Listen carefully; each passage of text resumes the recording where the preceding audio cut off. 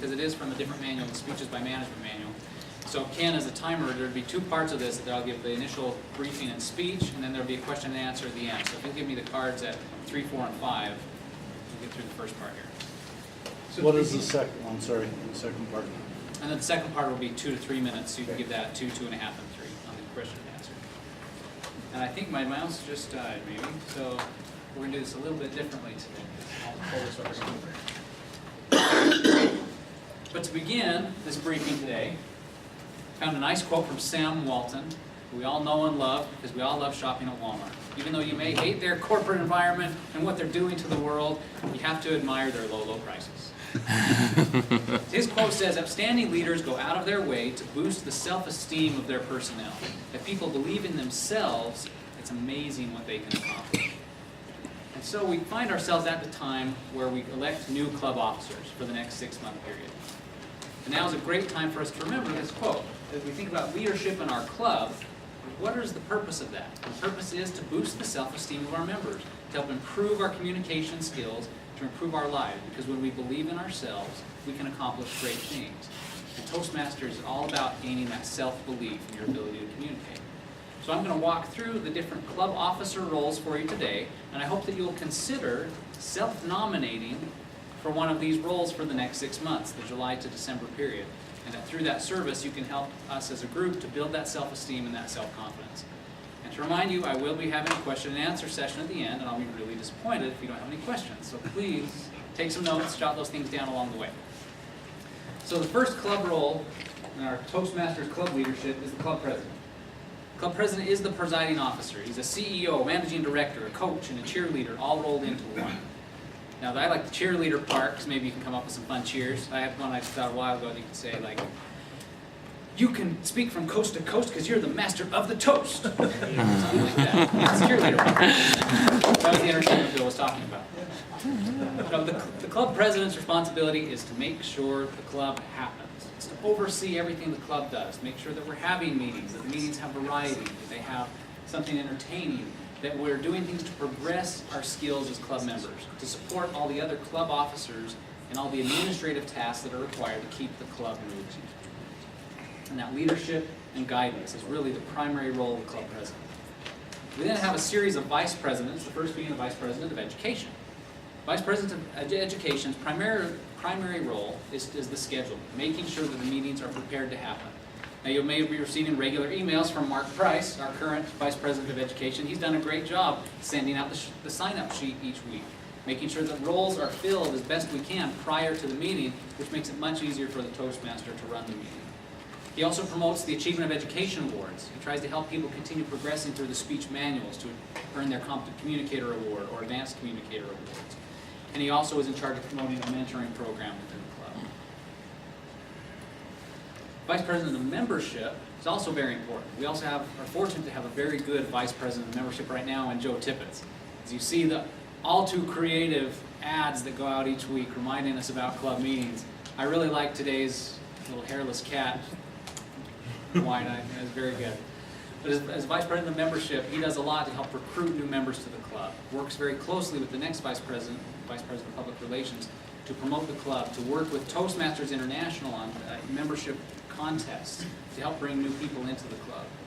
He also keeps track of club attendance, of the new member applications that are part of that process.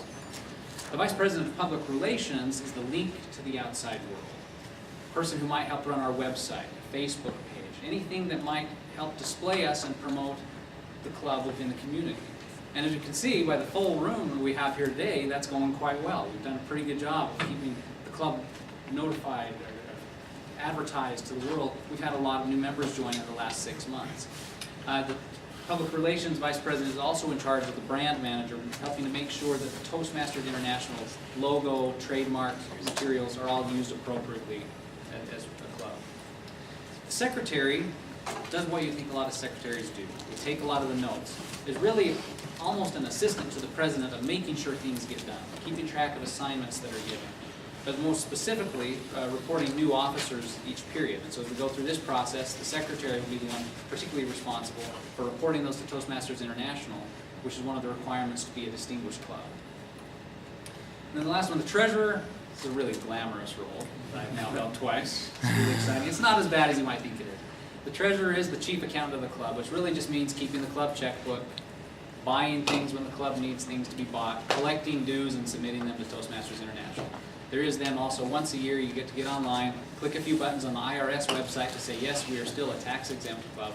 Please don't pay us taxes, don't audit us, and just leave us alone, which is also very important. And lastly, but not leastly, write that one. The Sergeant at Arms. Sergeant at Arms is also very important. Sergeant at Arms is the property manager of the club. Takes care of the gavel, takes care of any technology items we might have, the name tags, the little ballots and forms, all the things that we use in the club each week, and making sure that they're here on time, ready for us to start our meetings. That person's also responsible for helping make sure that the meeting room is available, that it's set up and ready to go. Today we had a conflict early, it pushed us back a little bit. But then that person also helps stay after just to make sure that the meeting room that we use is taken care of. So that's the brief overview. We'll come back to our quote here to remind you that the purpose of these roles, again, is to help improve club members. There's all the little administrative tasks we do, but the purpose behind it all that we need to remember is that we're trying to boost our self-esteem, our confidence, and our communication skills so that we can take those to the places we speak in the rest of our lives. So with that, let's open this up for Q&A. Who has a question that I can address related to these club roles? How do you accommodate if you take a role when you're out on business or go on vacation? How is that process? That's a very good question. We've had to adapt to that quite a bit in our club's history. We're about 2 years old now as a club. And so we've done a great job, I think, with the club officers we've had in the past of just filling in for one another. So if someone's going to be at an event, we just communicate with each other and say, hey, can you please send out the emails this week? I won't be there to set up. Can you arrive 5-10 minutes early and make sure the room is set up? So in general, just the rest of the club officers will help fill in gaps if someone's unavailable. Are there any other questions?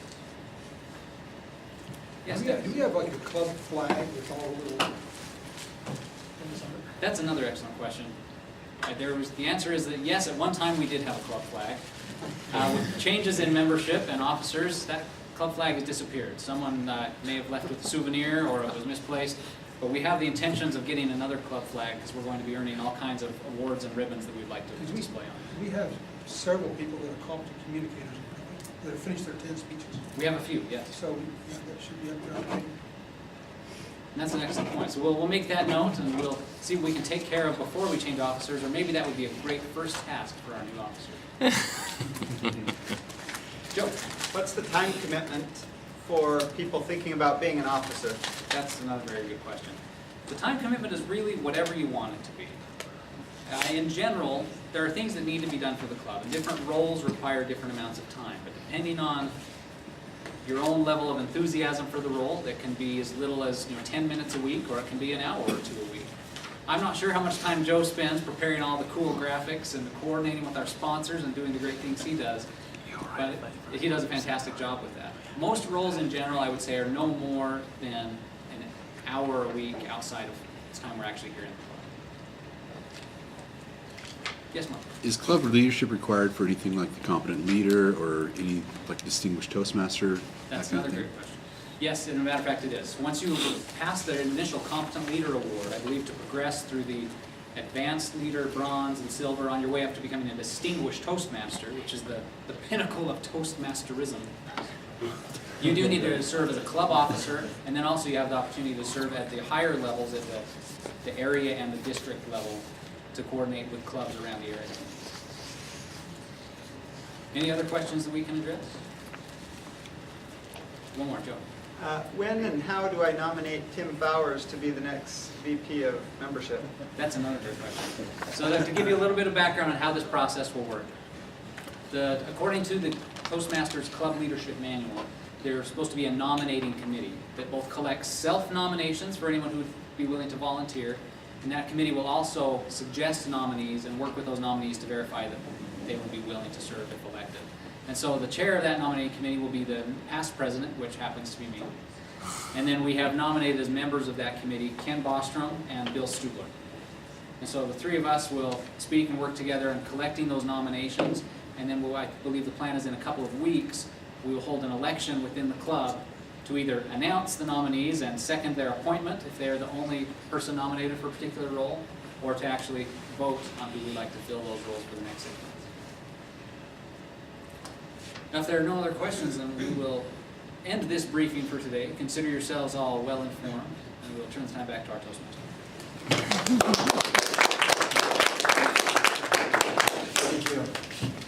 17 grandkids, 6 girls, and the rest are boys. And a couple of years ago, my granddaughter, one of them, it was her birthday party. And I went over to her birthday party, and she says, Grandpa, she says, will you dance with me? So I said, sure. And she stood on my feet, and we danced around.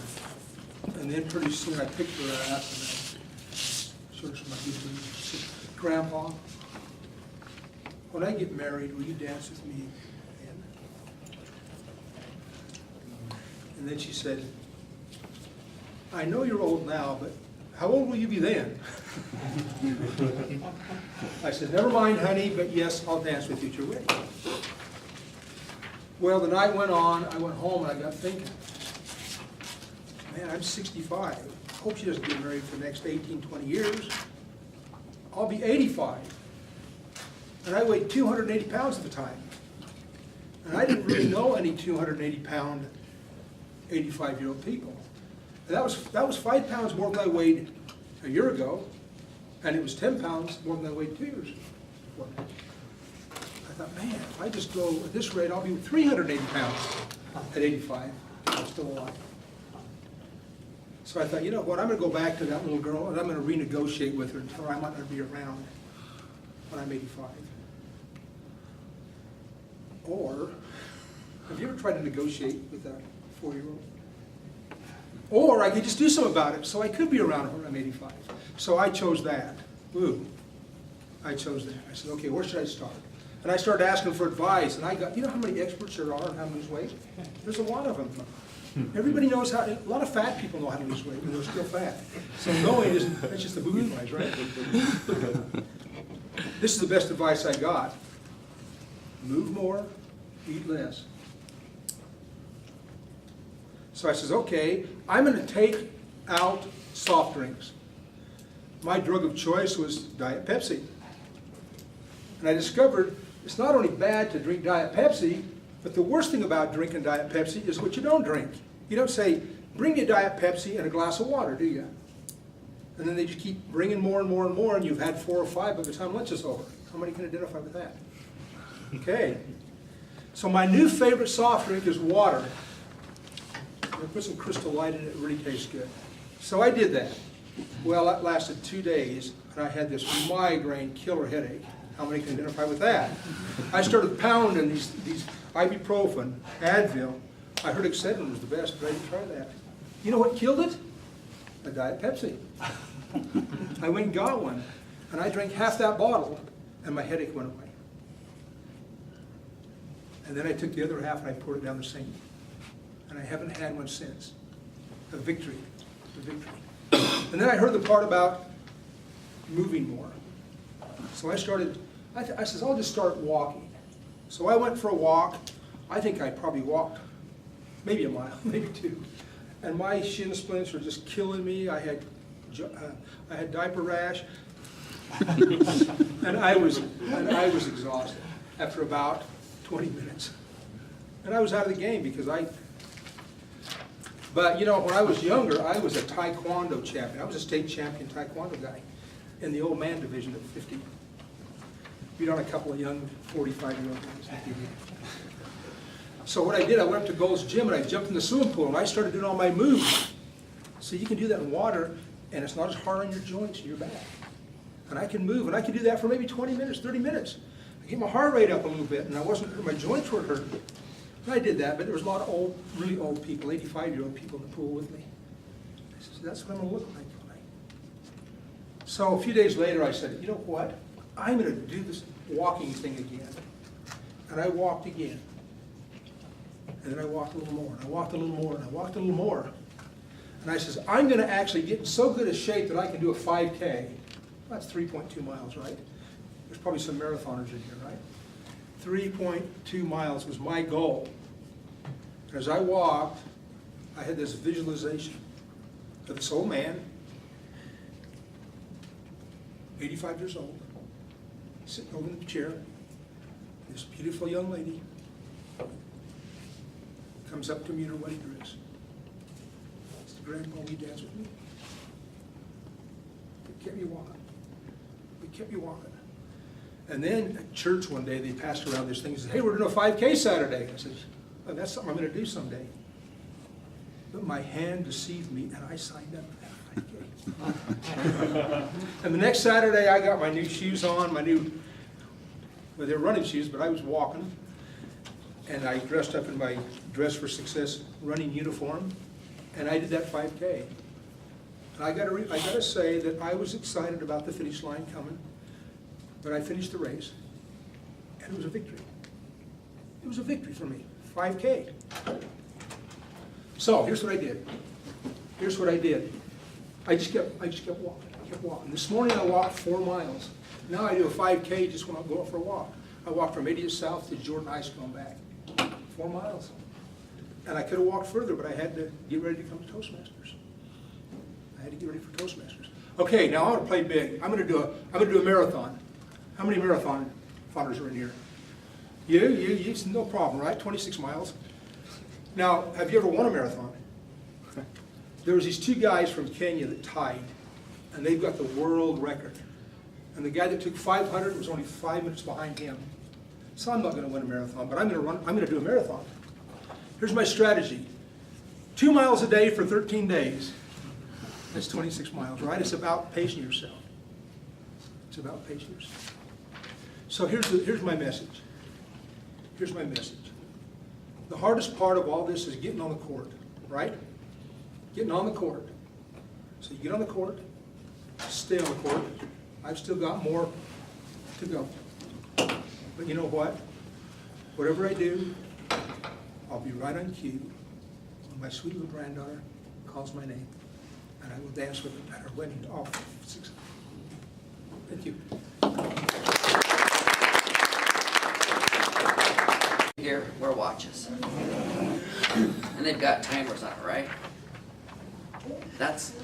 It's kind of old and cliche, and everyone's got a timer on it. What if you have a watch that just looks like a bracelet and doesn't have any numbers on it? You would be the talk of the town, and by and large, everyone would think you're cool. You know the new cool colors are coral. Who knows what coral is? She does. She's wearing it. It goes with everything. This watch would go with everything that you have. It doesn't matter whether you're wearing shorts, whether you're flying in a parasail, or no matter what. People will like you and remember you for whatever you do. A faceless watch is the new face of the future. If you do not have one of these, I would consider yourself missing out on a bunch of man points. For women get man points too, okay? It is true. I have looked at this also as I have been in planes recently, and I kept looking at it going, wow, that is the coolest thing. As for me, I am still pontificating the idea of getting it. And I do not know if that's the word that would work for that. But thank you very much. Those of you that do not have this, please consider it greatly. Your future could depend on it. That was good. Do you do sales for a living? I'm just curious. I didn't pick up anything. Okay.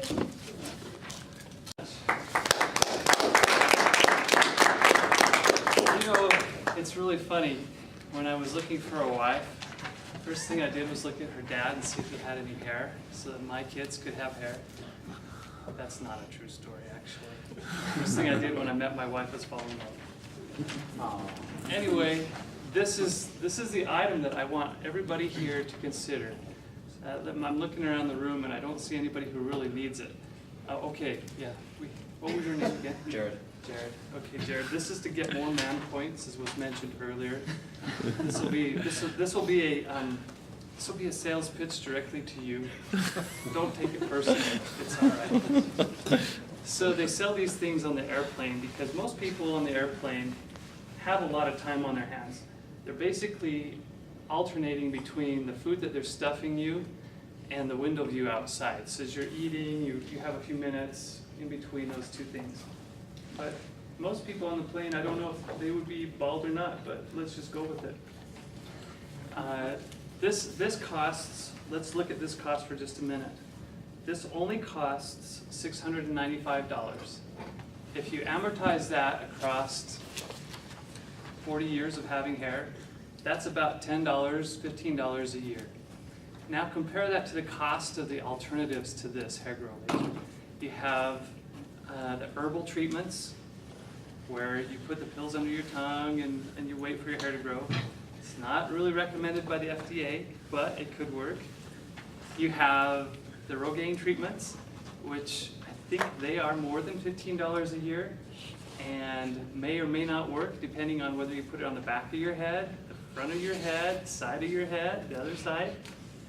But so in all reality, I want to sell this to you, but I'm going to tell you, I'm going to let you in on a little secret. The most important part of being man is not your hair. It's what's on the inside. And so when you're looking for a lady, she's going to be looking for a guy that's got a golden heart. And I don't think you would need anything like this.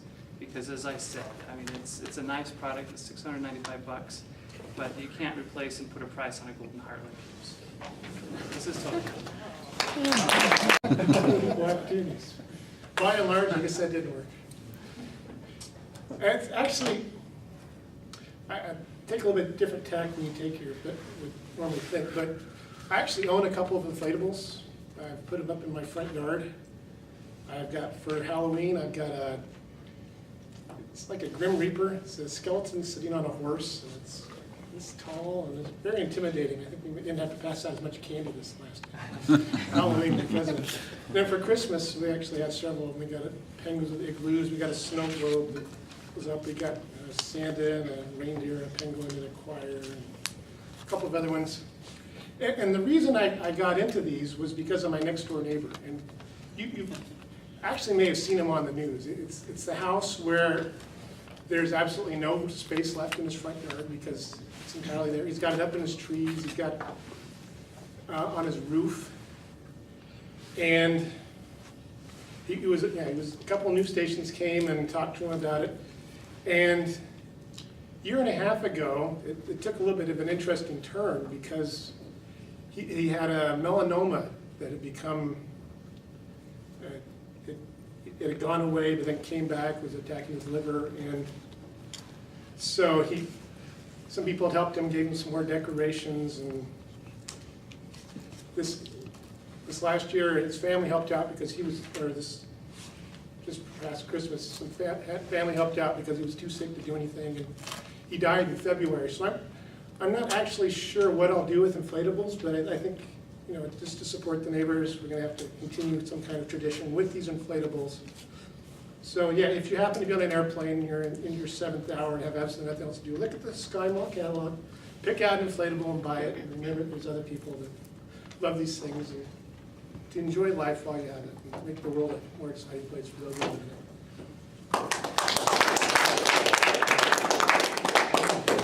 Do you have time for another one? I'm not sure how I'm supposed to ask something good.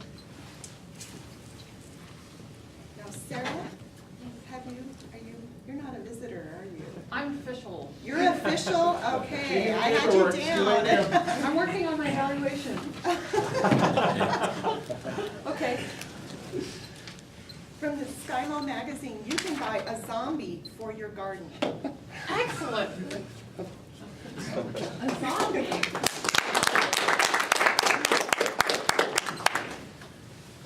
I wish that you could all see this picture. I will describe it to you.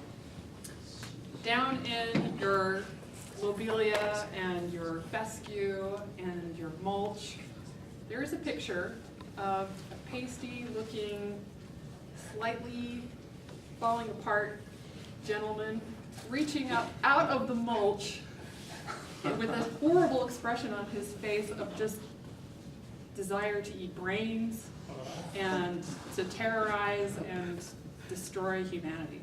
He looks like this.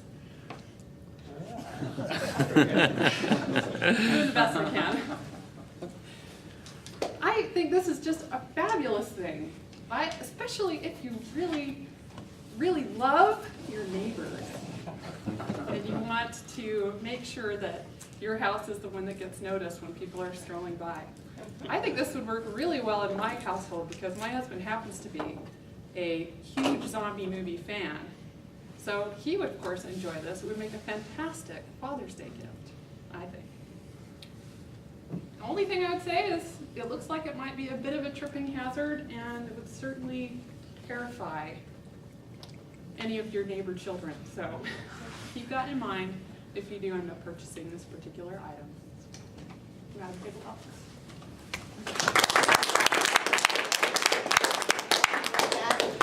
That, order with. Yes.